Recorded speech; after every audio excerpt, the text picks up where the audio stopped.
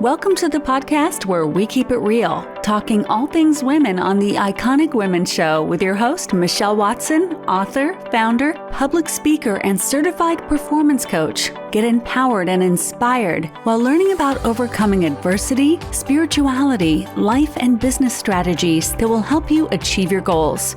And now, here's your host, Michelle Watson.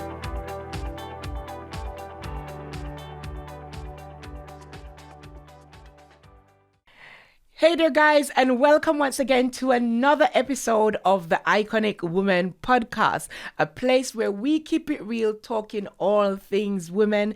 And I'm your host, Michelle Watson. And as always, it is an honor to have you here, just watching with us and just getting, the content, the information, covering the topics that you are finding useful. And thank you for those of you that have been sharing and have been taking the time to also send me in topics that you would love to be covered. I absolutely appreciate each and every one of you. And today, just like any other day, we have another phenomenal woman in our presence, another phenomenal, iconic woman who is going out there and is representing. She is showing up. And she is UK's #1 faith and money breakthrough business coach for faith-filled females. She is a restorative practice consultant, mother and grandmother, a woman of faith and builder of others, but she's also an international multi-award winning speaker and author. And it's a privilege to have her with us. None other than Nettie Bryan. Hey. Hi, Michelle. Great. It's an honor to have you. And Thank you. We've done some journeys together. Oh, yeah. We've done some journeys together. And it's a privilege to just have you with us. And we're going to be going into some, as you know, with Iconic Women Podcast, we keep it real. And we're going to be diving into an area that I think many people don't really ever visit. Very true. Very true. Very true. But what we're going to do first is, even though I've told them about, so many hats that you wear, tell us a bit about you. Tell us a bit more about how your story started. Yeah. And I know that there's a deep part of your story, a very, very deep part of your story. And I remember the first time when I heard that story and I thought, oh my God, we as women, hey, we do good, we go through. We go through, but we do good. Indeed. We do good by not looking like what we've been through. I'm telling you, you wouldn't even believe by looking at me today, the depth and the journey and the experiences that, I've been through. And as you say, I'm going to share just a little bit with your audience about what that's like for me. So who am I? Michelle's done a wonderful introduction. Thank you so much for having me on your podcast today, Michelle. Really appreciate that. And so who is Nettie Bryan? Nettie Bryan is a woman who smiles a lot because, before this was not the look that I had. I was a woman that actually didn't have a voice. Started out very, very young, at the age of 16 years old. I call it I was taken. Okay. Taken. You're gonna have to break that down. I'm gonna break that down for you right now. I was wondering if you're talking about Liam Neeson's Taken, but yeah. No, I'm not at all. No, so unfortunately, at the age of 16, I went into a relationship that was way, way, way, way beyond my years. Oh wow! And in the first chapter of the book, that is an anthology that I wrote, it says, "Have you ever stepped into someone else's shoes and thought that these shoes are too big for you?" Oh Lord! Well, that's exactly what happened to me. I stepped into a pair of shoes that I had no business stepping into, putting them on. Flip-flopping on your feet. Because when you're children, right, you kind of like put on your, your mum's makeup. You might put on your parents' shoes, step into their gums and playing Miss Big, right? Yep. So that's kind of like the beginning of my life, and really stepping into those shoes took me on a journey whereby I ended up in a relationship with somebody that I had no business being in a relationship with at that time. because when you're young, you think, this is great, you're having fun, but that, as you in your story, you say, so the night before, the night after the night before, can be really, really troublesome. So that's kind of where it was at. Me sort of stepping out into that kind of relationship really ended up in places I had no business going. Oh, wow. So we talk about the darkness, the highways and the byways. So in my story, I ended up in a relationship with a man that ended up being quite abusive. Wow. And in so many ways, as a young girl at the age of 17, 18 and 19. Started early, isn't it? Really early, Michelle, and it wasn't one that I'd envisaged, well, it wasn't a journey that I had envisaged would happen to me. So 2 children later on in that relationship as well, and carrying that heavy burden of adulthood, but as a child. Wow. Wow. As a teenager was really, really difficult. There's so many women today, young ladies, that are having to do that. They've not actually got to enjoy their childhood, or Correct. even going through that time frame of being a teenager, because they get thrown into the world of adulthood, and so you have no choice but to kind of cut your teenager years short. Literally. Wow. Literally. So as much as I look back and I reflect on that period of my life, I had to grow up really, really quickly. Yeah. I had to deal with some real, issues that I had no business even knowing about, let alone dealing with at that time. So that was kind of like a difficult period in my life. But I just didn't know how to get out of it. And for me, it was like I was always taught, for some crazy reason, coming from a Christian background, that you watch your parents stay in relationships, don't you? So that, you stay. So I stayed. And you stayed. It goes against what God believes. All right. You have to stay put, even when fire burning you. Even when it was wrong. Stay put. All right. So that's what I did. I followed the wrong direction in that realm, really. But also needed to build a bit of stability for my children. So that's the reason why. So it ended up with that relationship going on for 5 years. 10 years. Wow. And I'm growing, and I'm growing my children up as well, but realizing that there was no real love in that relationship. Became very, very controlling. And towards the end of an 18-year stretch, the relationship suddenly ended. And really probably not in a way that you would expect or imagine. It didn't end in a way that I would have ever imagined.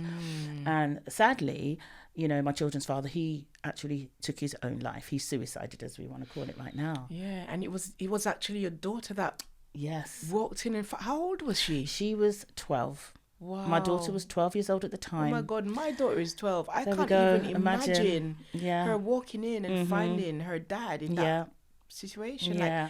Like, how did you deal with that? Like, it was tough. Honestly, it was very, very difficult, because I guess my social care background, because I was a social worker at the time, so I was I was in a profession which was a caring profession anyway, so I had skills to understand how to manage certain things. But when it happens to you, that's it. Oh my goodness, that's it. When something dramatic and traumatic happens to you, it's a whole nother ball game. So, and this is the reason why I believe so much in vulnerability and people not painting a picture of my life is perfect. Because when we go through things, we have all the nuggets and the gems to be able to tell people, and people really bounce it back on you. Like, how do you say you're so and so and you're going through that, but you're forgetting that you're also a human being and experience those same emotions. It's not that you won't go through it, but it's just that you have an awareness of the mechanisms that you need to put in place. But unfortunately, sometimes, as Les Brown says, life hits you on the blind side. And you're not ready, because you can never be ready or prepared for that. You can't predict something like that. You can never prepare for something like that, And it was very, very tough, because not only my daughter, which was the principal person who found him, but of course I have my son. So, the impact of what happened to them, I had to deal with them in very, very separate ways. Had to kind of put your own feelings aside. I had to put my feelings aside, and it got to a point where, because of obviously what I had gone through, the dilemma I had was, one hand, I'm kind of like, I'm happy you're not here, but on the other hand, I'm sad because my kids lost their dad. Yeah. So you must have gone through some guilt. Oh like, my God. How can I actually believe? But and to some people listening, they may be saying, but that sounds cruel. It's almost like you're wishing for somebody's death, but you're not.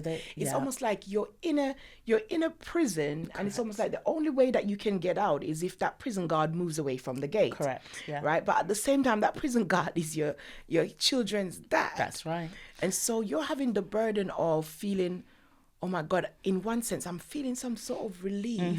But at the same time, how can I be feeling relief? One, for somebody that's taking their life, and then two, for the fact that that's my children's dad, and you're having to go through the grieving process with them. I went through so many different emotions, Michelle. Because obviously I've got my own personal experience of what I went through, which I tried to safeguard them from as much as I possibly could. But for me, it was like those prison doors had just opened in that sense of, oh my God, that pain I was going through is never going to affect me anymore. But at the same time, their pain has exactly. So having to manage the polarities between you know, being there for my kids and trying to manage what I was going through, it drove inside. I don't know how I didn't end up in a mental hospital. I really don't know how, but for the grace of God is all every day it was, but for the grace of God, you know, is why I'm here today. Because firstly, the experiences I went through I should have ended up in hospital, or I should have ended up in the grave. For what I'd been through. You said some things in your story, and I'm like, I completely resonate with those, and it's still very painful when I hear it sometimes, you know. But, you know, I do believe that looking at the resilience of my mother as a child growing up, and the things that she's experienced, her own mental health and what she's gone through and how she's overcome, and her faith was a building block for me to stand on as a representation of I can be that strong too in the relationship that I was having, and all those years of going through that. And as hard as it was for the loss, you know, it allowed me to start to rebuild myself, because I'd shut my life down. I was dead. You know, I was living, but you're dead. But I was dead. Because I always say that the moment that you stop existing, or you stop showing up as your authentic you're dead. Correct. The moment that your life is being controlled by somebody else, you're dead. And it doesn't necessarily have to come from an abusive not necessarily aspect. It could not be at all. just being governed by what you think people expect of you, or how you believe you need to show up in order to fit in. You're dead, because you're not showing up authentic as you. to You're yourself. not authentic. Exactly. Yeah. And, you know, because I'd also gone through years of the internal, because I only had myself to console myself, and God, of course, right? I'd speak to my sisters and so forth, but it's difficult because they don't understand your exact thing that you're going through. And a lot of the time when I reflect and when I was sort of writing my own story, I would say things like, you stole my childhood, my womanhood, my spirituality, you know, you took this, you took that. And then it's almost like, well, how do I rebuild all of those broken places? Because I look at those as broken places in my life. And in particular, it was hard because I wasn't one to talk about my experience. They say, you know, leave it to the Lord, take all your cares to God, because he cares for you, and so forth, right? So therefore I didn't really talk about what I was going through, and we used to hide things back in the day.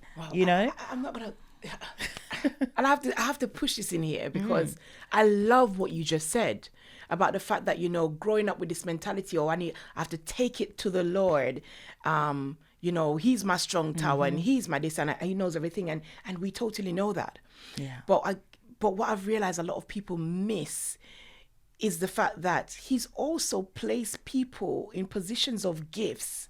For instance, therapists or counselors, for us to also go and talk to. Share what's going on, so that they can also give us some tools to work with. But instead we sit down there, and it's almost like we're sitting down waiting for this big transformation to take place. Or, you know, even you see like elderly people that are like sometimes, oh, you know, I'm not going to take this medication because God's going to heal me. But you don't realize that God works through people. Through people. Through people. And that's faith with works, right? So there's something for you to attach it and apply it to. 100%. And so we sit there in silence, because I did the same thing. I didn't want to tell anybody anything because I thought, if I just kneel down in prayer. That's right. And I'm not saying that those moments don't come. No, but also, Michelle, there's the other part of it, which is the fear of what people might say, the shame that goes along with it, because you don't want your, as we would say, you know, you don't air your dirty washing in the street, right? Yeah. That's the principle that we hold dear. But also that principle could hold us hostage. You understand? And that means we're not able to get out there, get the support, get the help, and all of those things that really are available to us at that time, you know? And I think that's kind of what happened to me. I internalized a lot of what I was going through, you know, in the relationship and after, you know, and I guess that was a coping mechanism that I had, but wasn't very healthy, because, you know, after, you know, sadly he passed away, and, you know, a few months afterwards, I completely went off the rails. Because that's what I was just going to ask you. Because in my mind, I'm going like, which one was actually more difficult to deal with? Because obviously when you're dealing with him as the individual, it's a you-him situation, right? But now this is your children, and I think that's going to tug at your heartstrings a lot more. So what did you find a lot more difficult? Because obviously, yes, you know, you had the ease of knowing, okay, he was no longer there tormenting you. But then you have the difficulty of this journey that you're going to go through now with two children, one of which has witnessed the death of their dad, like finding his body. So what was actually It was hard. I'll walk you through that in exact moment, because I actually didn't believe. My daughter came home from school and peeped through the letterbox, as she would do for lunch, and then saw what she saw. Wow. And she rang me straight away. I don't know, but it's the wisdom that came upon her in that moment to alert me. And I didn't believe her at first. I'm busy at work doing what I'm doing. I'm like, hi, Shireen, what are you talking about? You know, she's like, Mum, get home now, you know. And 12 years old. And I tell you, she organised everything, phoned the police, did everything she needed to do, etc.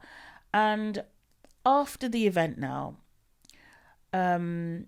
I took on the role of comforter, counsellor, nurturer, mum, of course, helper, healer, all of those different things, because back then there was no services like Chums. There was no services for young children at that time. Bereavement services. They had only launched it the year after.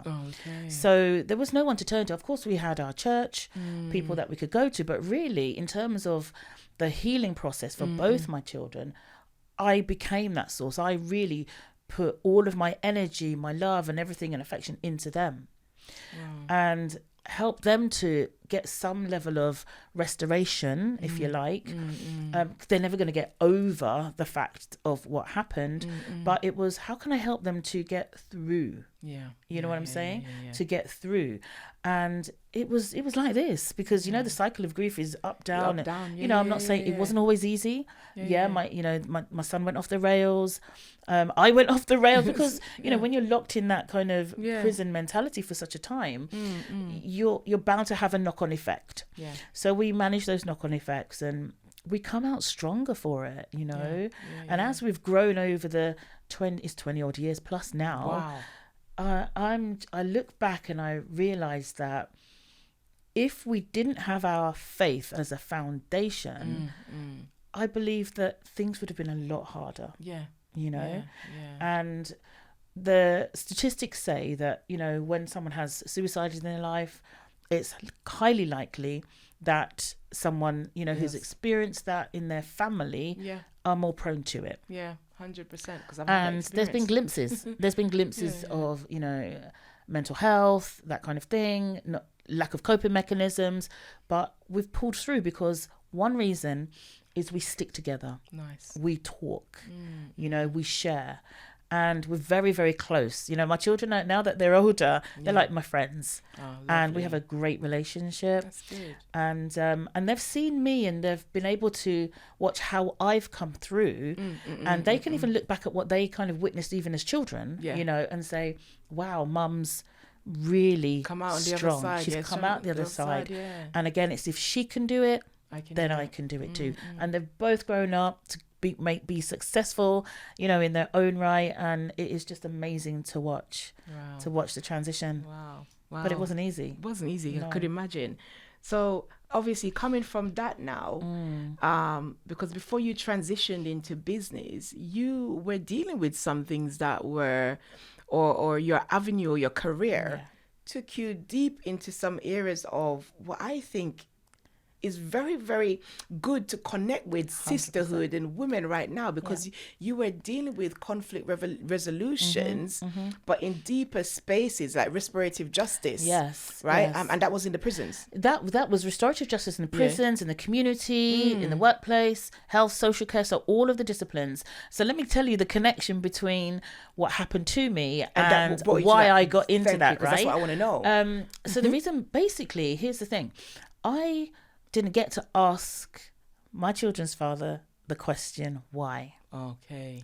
Why did you do what you did? You know, why did our lives end up the way that they ended up? You know, I didn't get to ask that specific question. It was something that plagued me for years and years, honestly. And I was looking for that, because if you think about the timeline, I was very, very young, 16 years old, to the time of age of 31. How old was he? He was 7 years older than me. Okay, so he was 38 when he passed, 21 when I met him, right? Okay. And I just wanted that answer. You know, most people ask that question, why am I here? Yeah. Why am I here? Why am I going through why this? Question is, why did you do what you did to me? Why did you steal my youth, my women, and all of that? So then I was reading one day, and I came across a website which talked about Howard Zier, which is the father of restorative practice, which you know was birthed first in New Zealand, Canada, USA, etc. And it sparked my interest. So I started to read, because I'm a bit of I'm a sage by my archetype, which is an information seeker and a sharer of wisdom, right? So I like to research and I like to look into things, and I started reading about this restorative justice, and I read about how two neighbours, a robber went into their home and they actually reconciled the situation by going through what they call a restorative meeting. And I started to read deeper and deeper and deeper into this, and I thought, wow, this is amazing, because what happened for them was they were able to meet their offender, right, in a controlled meeting in a setting which was pre-prepared, and the offender had to explain why they did what they did. Why did they choose our house? Why did they steal our prized possessions, for example, heirlooms and rings and things like that? And I thought to myself, that's it. I just got a light bulb moment to say, it's almost like I didn't get this, but if I can now help people to get the people, absolutely. So then I looked at, you know, the UK. I was looking at, where is this in the UK? Where is this in our local areas? Couldn't find it in our local areas. There were some people doing it, but not to the degree that I knew that this, should have been doing it. So as I say, I'm a researcher, so I went and I studied it, and I got qualified as a practitioner initially. Awesome. And then because I was running my own business at the time, and we bidded for some funding from the local authority, and we won to do a pilot scheme. So my daughter came on board. She worked with us. So we did restorative practice in housing initially.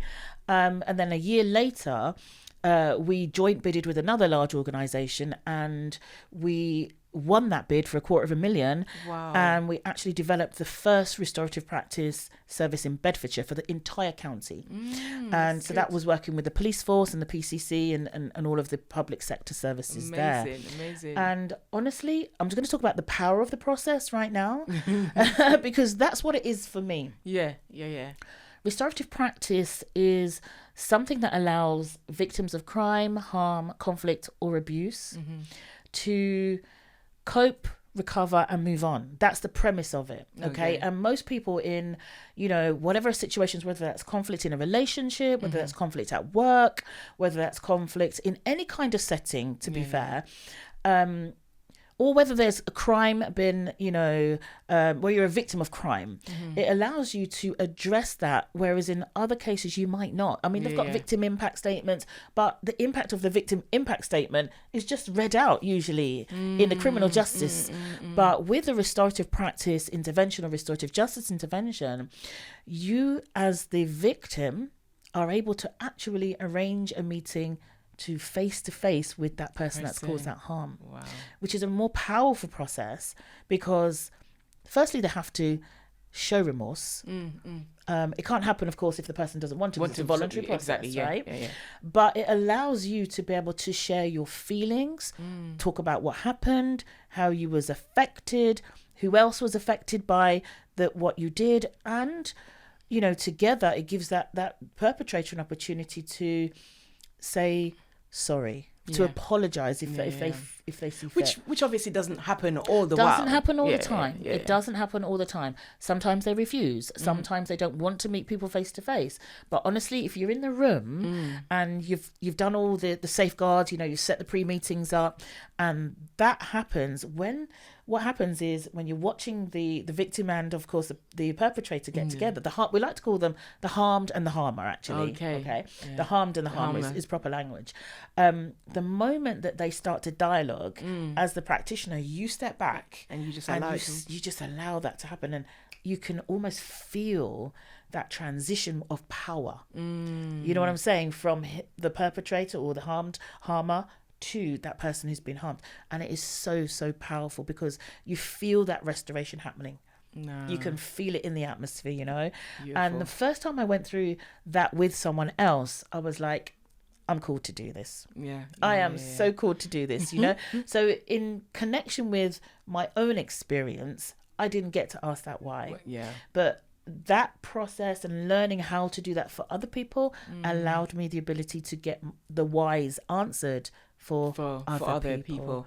And that is beautiful. And it just shows the whole dynamic of the pain becoming the purpose. Correct. You know what I'm saying? And that's what I say to people so many times. And you're on the journey of looking for your purpose whilst you're going through something that is actually the purpose. But because we're expecting the revelation of the purpose to be so dramatic or big, we can't see what's right in front of us. And I remember speaking the other day to another guest about the fact of Moses, on his own with the rod. Is just Moses with a rod. This is it. But Moses with the rod with God is completely different. And so the pain that you've gone through, maybe to you it's just a pain. It's just mess, but it's really a message for somebody else. Absolutely. It's really that message for somebody else. So you're looking at it and you're looking at it as a mess. Somebody else is seeing a message inside of that mess. Absolutely. And I don't think when you're in it, you don't see that. You don't see it. You don't see that, Don't see it. And it's not until you step out of that or God pulls you through that that you realize, my goodness, this isn't what I went through wasn't for me. That's what I've learned about my life. It wasn't for me, but it was for everybody else. It was for somebody else. Yeah. I believe that we are, what did I say again? A living, giving story. I love it. We're a living, giving story. And the reason why we're a living, giving story, we're living to give that story to somebody else. Exactly. So we hold on to it as if it's ours, but it's not. And so when people hold on to it when it's ours, they find it difficult to share my story. Yes. I find it difficult to tell people what's wrong with me. And that's been me too. We all. Yeah. Because it took me a long while to realize what impact sharing and being open and being vulnerable was doing for people, for me to come to a place of realizing, Michelle, this is not actually about you, girl. Yeah, you're delivering it, but this is not about you. It's not for you. Moses' experience was not for him. Joseph's experience was not for him. It was for the children of Israel to have these things to hold on to for when as landmarks about when they're going through something. When they can have a time of remembrance. That is exactly it. That is exactly it. And I love the fact that you said, your faith was the foundation of everything. And I know, you may be wondering, like, why this topic? Why restorative justice? Like, how does it relate? And what I was looking at was conflict in the sisterhood. 100%. Conflict in sisterhood. Oh, yeah. Because we know that as women, we beef. Of course. Yeah. Keep it real. Let's keep it real. Things are going. Things are going. Things are happening, right? Either it is a case of, I like this guy and my friend knew I like this guy and still went and went out And with did this a thing. guy Yeah. and did a Yeah. thing, right? Yeah. And then the relationship breaks down. It could be that sisters just hating on each other. Yeah.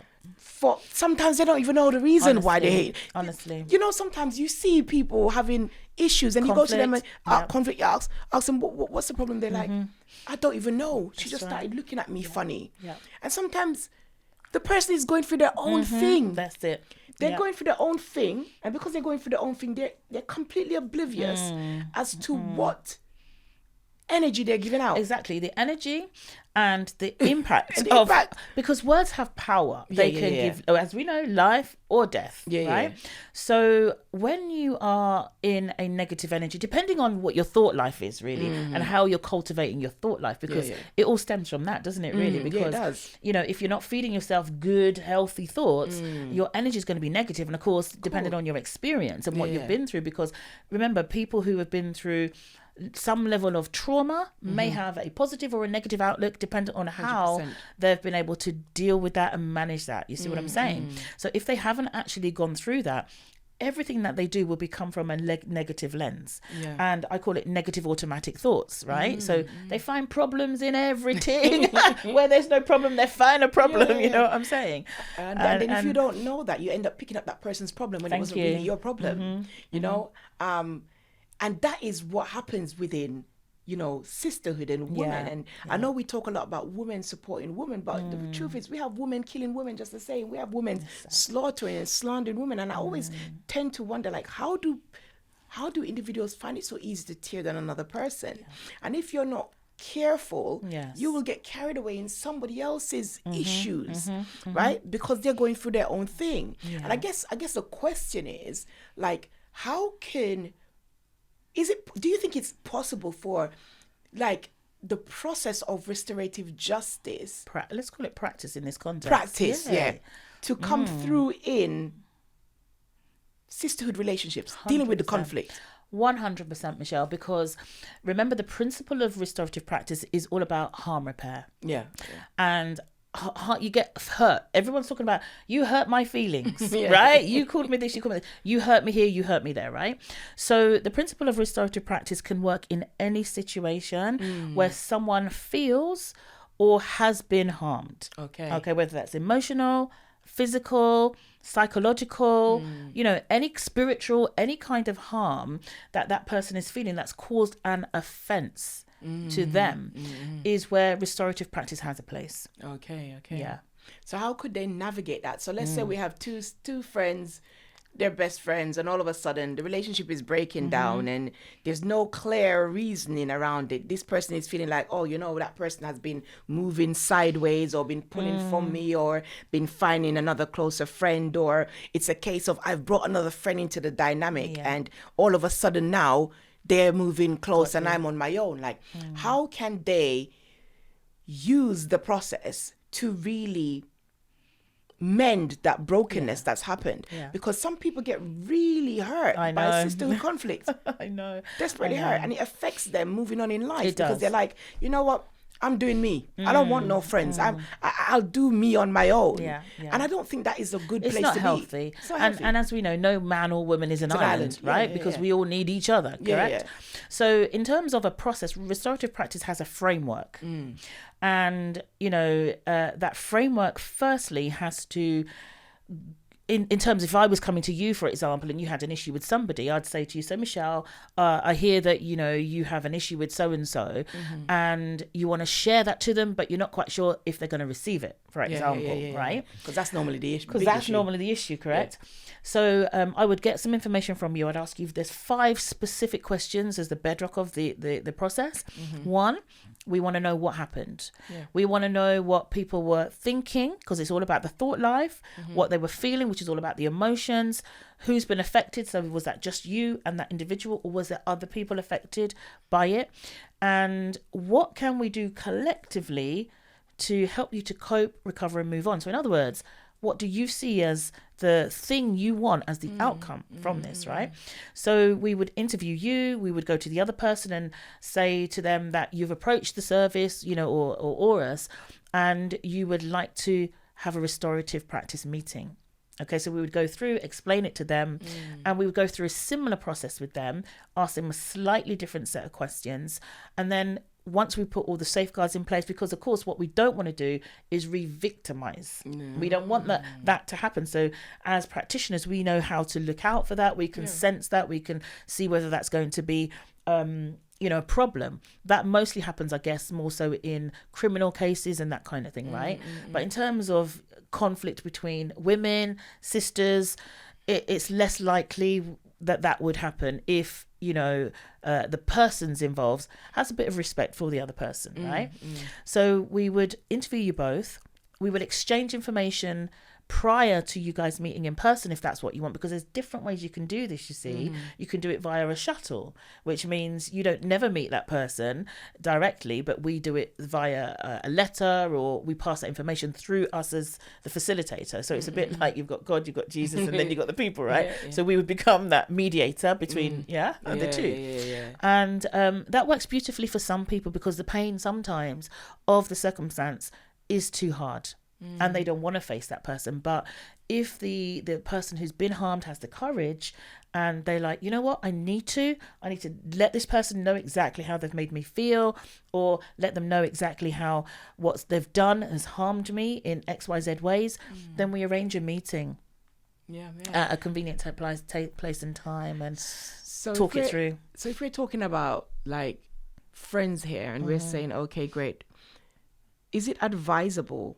Because this is me. I'm somebody like, I love when, if I have a friend, right, and I've done you wrong, I need you to be telling me.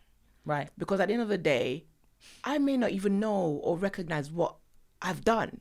But everybody has this assumption that, they should know. You should know. No. You can't assume. No. Because the way that you look at a situation, the other person is not even looking at it.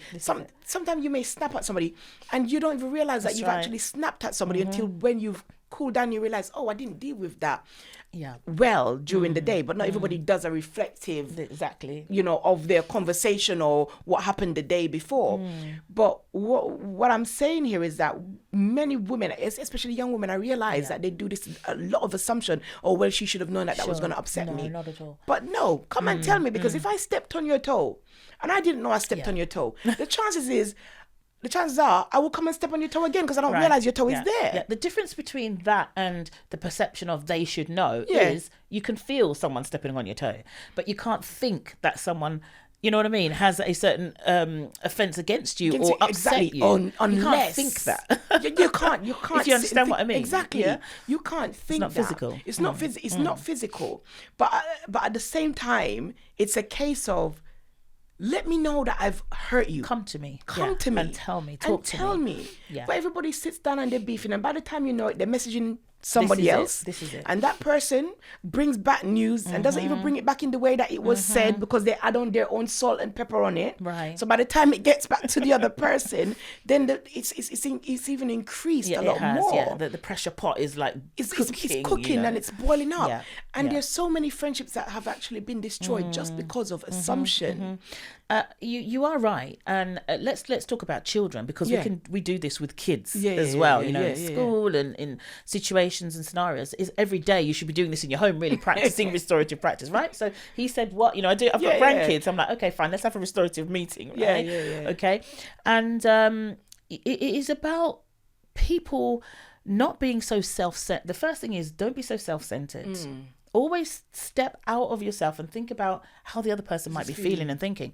But there's a lack of that awareness and consciousness in today's society. Definitely. Simply because we're always on technology. It's, and I feel like if even from a very young age, children were taught to treat people as they ought to be treated, rather than it just being something that's stuck on a wall. Actually, how do we put that into practice? Do you know what I'm saying? It's like a big quote: treat others how you expect to be treated, right? What does that look like? What does that really look like in reality? And let's start off with the basics: goodness, kindness, love, being generous. Which you don't see plenty of these days. No, you don't. Why? You don't. People come from self. It's very self-centered. It's all self, and I love that, because pride has a lot to do with that. And what pride then does is, what happens is everybody is the one that is harmed.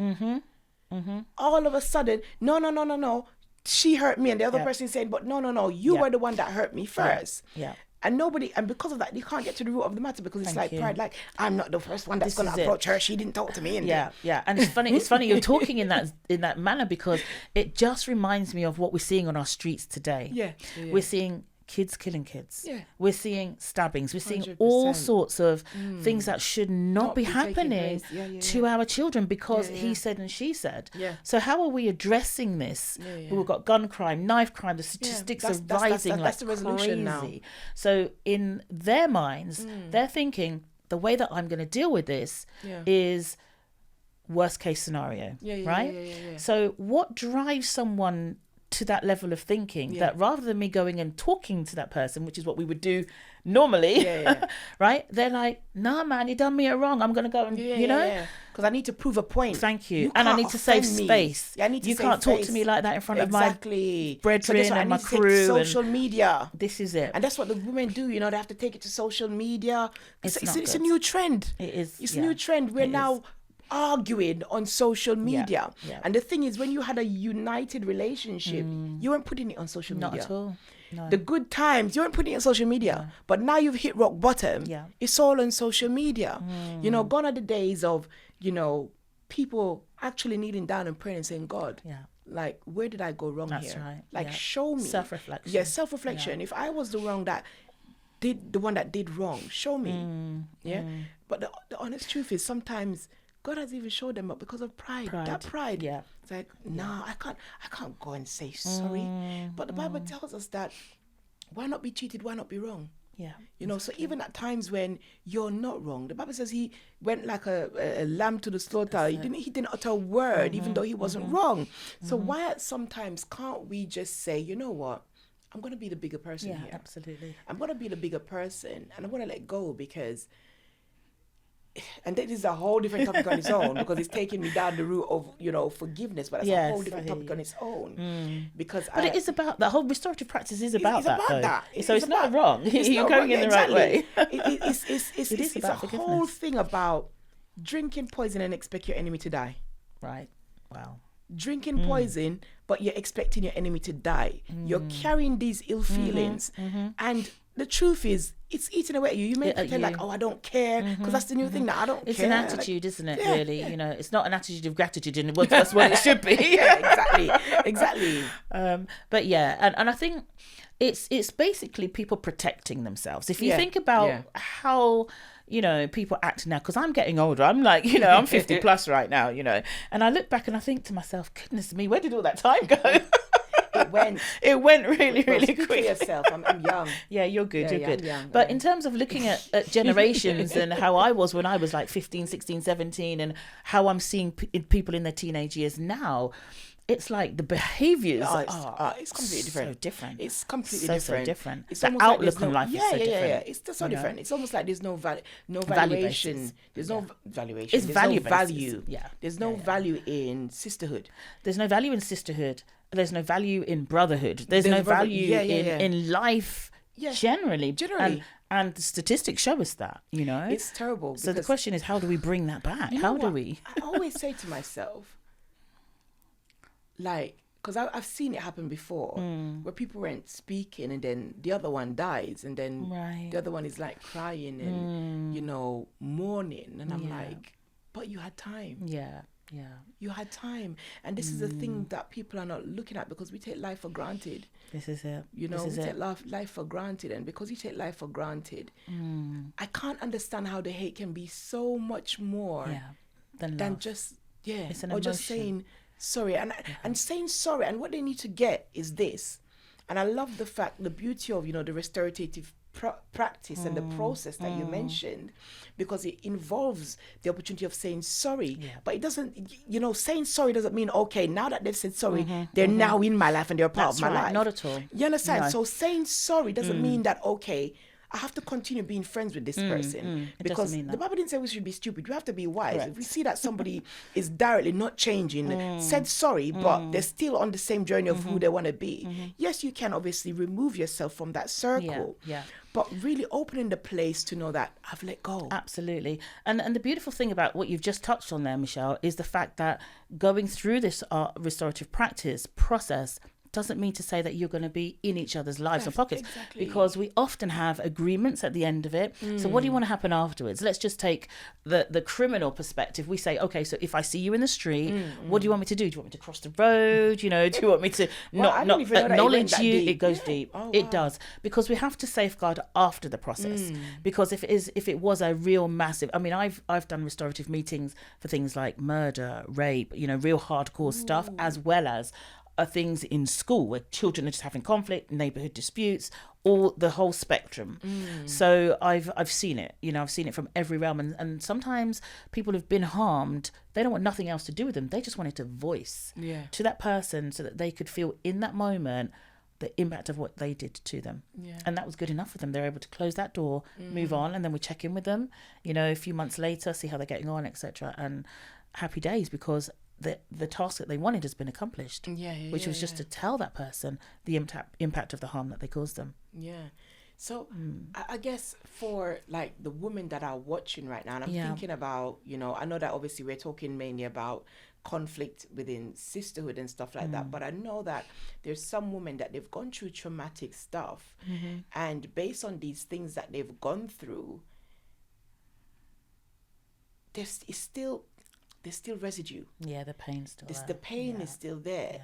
Do you think that is possibly because they didn't get to close that door? Or would, because I guess for some people, going through that process to them is like, oh God, I'm bearing the pain all over again. Whereas for somebody else, they may not even realize that that could actually bring them closure. 100%. Yeah, it's funny you say that, because some people may have had something happen to them years and years ago. All right. And they go through the process 10, 20, 30, it doesn't matter. There is no timeline for you having to say to yourself, you know what, I need to really find a way to deal with this, because, you know, you might not be ready at the time that it's happened to you to actually walk through this path, you know, and it takes some length of time for you to realize maybe there is a way that I can bring closure to myself, healing to myself, and potentially learn how to cope properly and move on. But a lot of people don't know about it, because we had a massive campaign to raise awareness of the process. You know, there was lots of money thrown into that at the time when I was doing it, you know, with the public sector and so forth. But in terms of personal relationships, whether it's conflicts at work, whether it's you and a boss, whether it's you and a sister, you know, in any kind of setting, church setting or whatever, you can come at any point, at any time, you know, to find that healing. There is no end date, none whatsoever, you know. So my guidance would be for anyone who has historic trauma, even if that person has passed, that we can still do this process. It would just be done through us. Does that make sense? You know? And, you know, if you have, you're listening to this podcast and you're someone who's maybe gone through something really traumatic, and you feel listening to this has kind of sparked a bit of an interest in maybe to see what I can do, then absolutely we can have a conversation and see whether this is the right course of action, you know, for your viewers. No, 100%. And I love that, because as when we're coming up to the end, I will definitely get you to share your details so that they'll know where to find you, etc. But just touch on the last thing before we round up, because you mentioned it, and you know, we didn't even get to go into it because conflict happens as well within the church. Yes, it does. Oh yeah. Conflict happens within the church, and it's surprising that a lot of people don't expect that there should be conflict happening in the church. But what they're forgetting is that people are people. 100%. Regardless of where you see them or meet them, or they are, people are people, and not everybody within the church has got to the level of healing where those little monsters are still not going to show up, and so there will be clashes because remember, you're having different people coming from different aspects of life, different backgrounds, different teaching or understanding, and different traumas and experiences. Correct. Yeah, exactly that. And traumas. Now, how difficult is it to bring that into, because automatically you're expected to just forgive. You're a Christian, so guess what? You've gone through something, just let it go and forgive. But how easy is that? It's not that easy. It's not that easy. It's not that easy. And I'll tell you, as a former frontline pastor myself, I know. And the first thing that came into my mind, as you said, was, remember, church is a hospital. Yes. It is a place where we come to get healing, to get right? healing. So therefore, there's a whole heap of sick people coming through the doors, right? So, none of us are perfect. I think that's the first thing to say here. Nobody's perfect. But if we are walking through the doors of the church, we profess that we're, Christ-like. So the way we become more like him is to learn about him, to adopt his behaviors, and to take on, because he was healing in our belief. That's what we believe, healed by his name. Yes. So therefore, if we want to emulate that, it's a level of us saying we're going to put away self. We're going to put away all of the emotions and the things that's caused us harm. Leave that at the door and really walk into the newness of how Christ, because we're born again for a reason. We're called born again for a reason, right? I love that. So if we can truly adopt that, and I'm not saying it's easy, because it's not. This walk is tough too. You know what I'm saying? You're taking off the old skin, you're putting on something fresh and new. But if we can really take those, because this is what I say about the Word of God. It's all right reading it, but applying it. But are you able to take the words off the paper, literally, and apply them to your life? And apply it. You know what I'm saying? And that sometimes is hard. Because everyone, we can all read it, we can proclaim it, we can sing it, we can raise our hands and all that kind of stuff. But actually to walk in love is the first step, I believe, 100%. to healing. 100%.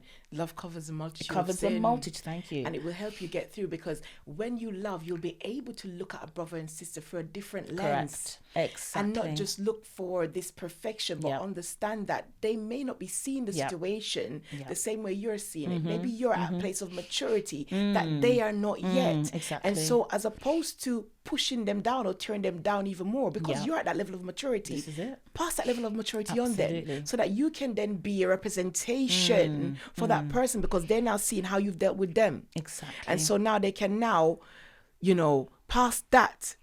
Well, they'll learn from your wisdom. They'll learn from it. It's a ripple effect, isn't it? Exactly. It's like a domino. Absolutely. It's a ripple effect. And that is the beauty of it. And so I love the fact that you came to that person of love, because even if they don't have the love, they're not cultivated enough yet. Exactly. That's the issue. And if they don't have that love, they won't even start on the journey of restoration. This is it. You understand? Absolutely. And the other thing, again, is to look, because we're talking about Christians at the moment. That's what we're talking about, right? So the lens that you need to be looking at is, I always had this saying, is you look at the sin and not the sinner. You know what I'm saying? So I could, if you did, even if you did me wrong, and that's how I, in fact, tie this back to how I got through my 18 years of abuse. I looked at the sin and not him as the sinner. Do you see what I'm saying? So that was kind of how that helped me. The man, not the man. Correct. Yeah.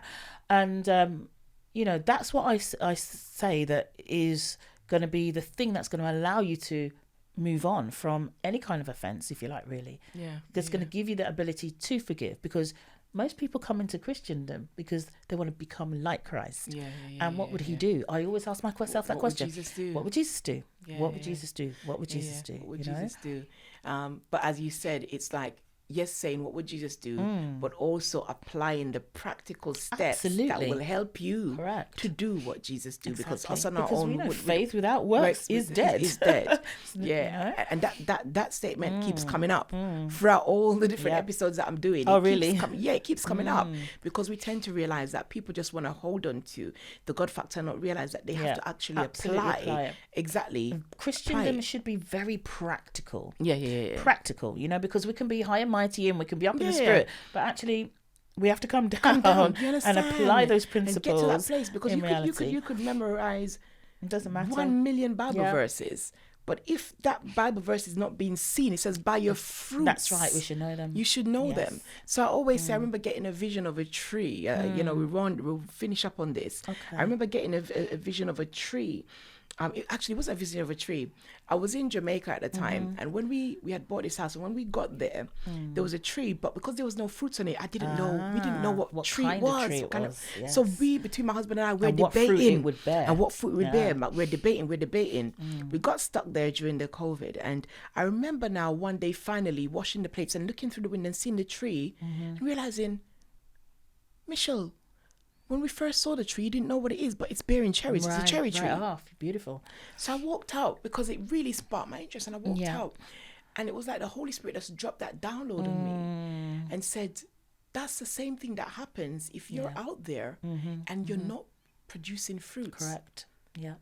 If somebody looks at you, will they be able to know what tree you're representing? Absolutely. Where is the root? Where's the root? Where's the root? Where's the fruits that is showing? Right? Because they need to be able to see it. It shouldn't have to be that you tell them that you're a Christian. They should be able to notice that something's different about you. Correct. And I believe that really creates the whole atmosphere to be able to resolve conflict in the first place. 100%. Because you're, as if you are a Christian that's going by the word of God, you're not only speaking it, you're living it, right? Yeah. So therefore your walk should be a walk of love anyway. And because people can say to me this, I remember one time I was in London, I was just on my way I was speaking at an event, and I just stopped by in the station to grab some water on my way and a packet of crisps or something like that. And the person behind the counter turned around and said to me, they said, "Are you a Christian?" And I was like, "How would you know that?" He goes, "Well, am I on my way to church or something like that?" And I was like, "How did you know that?" He goes, "I could just tell." Wow. And if someone who doesn't know you can say, "I can just tell there's something different about you," that shows that you're walking in that fruit of love and you're bearing much fruit. And that's kind of where we want to strive for, that level there. Yeah, we're working towards it. We're not saying that obviously you're going to have to be perfect. Oh my goodness, exactly. No, not but at we're all. saying it's a work in progress. I always say I'm a building under construction. We'll never arrive until we get there, but get there. We're building under construction until when I Exactly. get there, it's complete. But I really do hope that people were able to really benefit from this about closing the door on conflict, because it's a major thing, and it's something that you can't even cover all in an hour. No. There's so many different elements and avenues that we still could go down and but there's so much within that, because conflict is real, and it's what is causing a lot of the issues now, because young people are not being shown how to deal with conflicts. Before we have an issue, we would just be going up to the person straight. Now it's all behind the doors and Chinese whispers and stuff like that. Or on social media, as you mentioned earlier. Exactly. But it was really good having you on, and thank you so much for just sharing your story, sharing all that you do, because it is making a difference. I'm thinking about the power of, somebody being harmed, being able to hear sorry from the harmer. That is absolutely very powerful. Very, very powerful. So if you're watching and you know that, guess what? You're going through various different conflicts, or you've experienced a conflict, or there's a sister out there that for some reason, whatever, the relationship broke down. Maybe now is the time for you to actually reach out and just say, you know what actually happened? What went wrong? What did I do wrong? And allowing pride to be removed, and allow yourself to come to a place of humility and say, you know what, even if I'm not going to have that person in my circle anymore, at least let me resolve it and let go, and so we can both go our separate ways. So I really do hope that you learned a lot from Nettie today. And again, I just want to say thank you for tuning in. Don't forget to subscribe. Don't forget to share with somebody that you know that this podcast discussion will bless. So once again, thank you from the Iconic Woman. So remember, you are beautiful. So go out there and represent, because guess what? Somebody is waiting for your representation so that they as well can go out and represent who you are as an iconic woman. So once again, thank you very much. Thank you, Nettie. Oh, you're very welcome.